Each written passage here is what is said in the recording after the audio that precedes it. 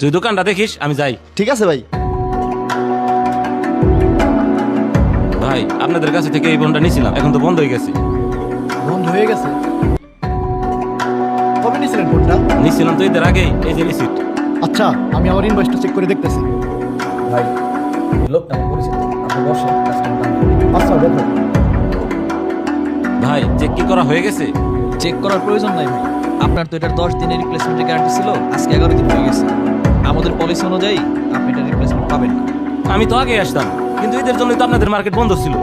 সেইটা তো আসলে আমাদের দেখার বিষয়। আপনাকে 10 দিনের সময় দেওয়া হয়েছিল, 10 দিন মানে 10 দিন। এখন আপনি এটা রিপ্লেসমেন্ট পাবেন না। ধর ভাই, এত টাকা দিয়ে ফোনটা কিনছি, মার্কেট বন্ধ, দোকান বন্ধ, আমি ফোনটা এসে কার কাছে ফেরত দিতাম? ওইটা তো ভাই আপনার কপাল, আমি তো শুধু আমার দোকানের নিয়ম ফলো করতেছি। আমাদের আর এখন কিছু করার নেই, আপনি আপনার ফোনটা নিয়ে যান। মোবাইল বিক্রি করার আগে তো অনেক মিষ্টি মিষ্টি কথা কইছে, এখন একটু সমস্যা হয়েছে আর চোখটা উপরের দিকে নিচ্ছে। ব্যবসা কিন্তু আমরাও করি ভাই। ভাই, ব্যবসা তো আপনি করেনি, আপনার দোকানটা জয়মন্টপ বাজারে না? হ, আপনি আমার দোকান চিনেন নাকি? হ্যাঁ, আপনার আমি খুব ভালো করেছি। আপনি জুতার ব্যবসা করেন না, জুতা বিক্রি করার সময় তো কাস্টমার সাথে খুব ভালো ব্যবহার করেন।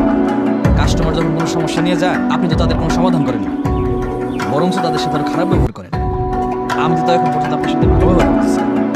ভাই, প্রত্যেকটা ব্যবসায়েরই প্রকৃত মূলধন হচ্ছে কাস্টমার। আর আমরা যদি কাস্টমার ধরে না রাখি, তাহলে আমরা কোনো ব্যবসায়ী টিকে থাকতে পারবো না। যখন কোনো কাস্টমার কোনো সমস্যা নিয়ে আসে, সে কিন্তু একটা সমাধানে আসে।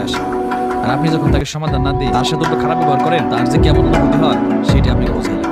অবশ্য আমরা আপনার মতো তো খারাপ মানুষ না, আমরা আপনার এটা রিপ্লেস করে দেবো।